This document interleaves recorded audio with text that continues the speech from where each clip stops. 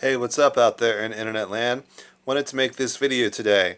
I subscribed to the American Songwriter Music blog and I got an interesting article that came across my way today. It was an article echoing the voice of Duran Duran's John Taylor. And in the article, he says that he feels that the era of the music group is basically over. And he brought up the Grammys. He said, who are the groups that were nominated at the Grammys this year? It was Green Day, it was the Rolling Stones, and it was the Beatles. And they were in the rock. Green Day and the Rolling Stones, I know were nominated in the rock category, and the Beatles won. But he said there were groups that had been around a long time, and he brought up a really interesting point. You really don't see groups anymore, and it's not just in rock or country. You used to see groups in hip hop and rap too, and like Will Smith and DJ Jazzy Jeff, and some of the other rap groups. You don't really see them anymore. It seems like it's really now when you have a performer,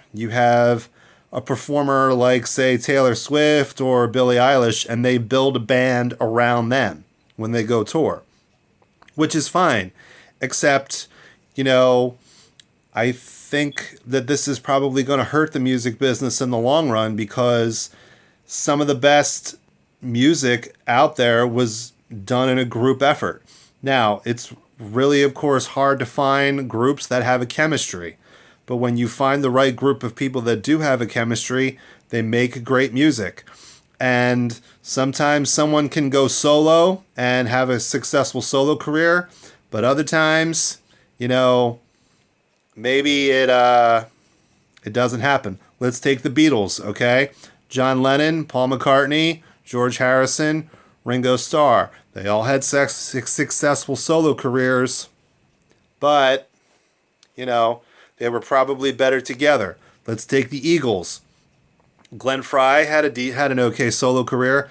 Don Henley had a great solo career, but the majority of their success, that I would argue, would be when they, were together as a band. Let's take Steely Dan. Donald Fagen, Walter Becker. Donald Fagen made solo albums. So did Walter Becker. The majority of the success they got was on their own.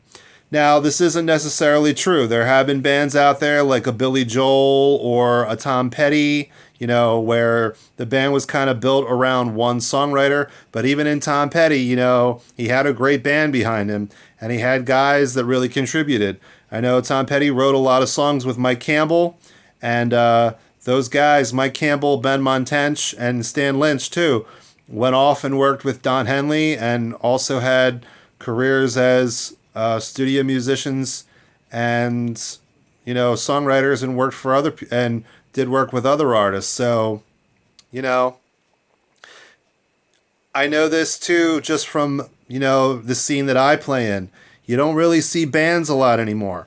Bands are a hard sell. You really only see singles and duos working together now, where it's a person singing and playing acoustic guitar, or somebody maybe singing and playing piano. You see a lot more acoustic singer-songwriters than you do, singer piano players. And, you'll maybe see a duo, two guitar players, a guitar player and a singer, maybe a guitar player and a piano player, but it's really mainly a single duo, kind of market where I play. And the only time you ever see bands really is when they play the casino circuit, and it's the tribute bands. And, it's a shame, because, you see a lack of bands into music today, and maybe that's what's hurting music. Not everyone, only an artist can, music, like I said, music is a collaborative effort, and, an artist can really only write so many great songs on their own. A Billy Joel or a Prince, or it's a rarity, or a Tom Petty, that's a rarity. It's rare that somebody can write that many great songs. But anyway, I just thought I'd share this video with you. Let me know your thoughts. Do you think bands are disappearing? Or are we just kind of maybe in a valley right now, and will bands come back around? I don't know. But if you like this video, please like and subscribe. God bless, and I'll see you soon. Peace out. Bye-bye.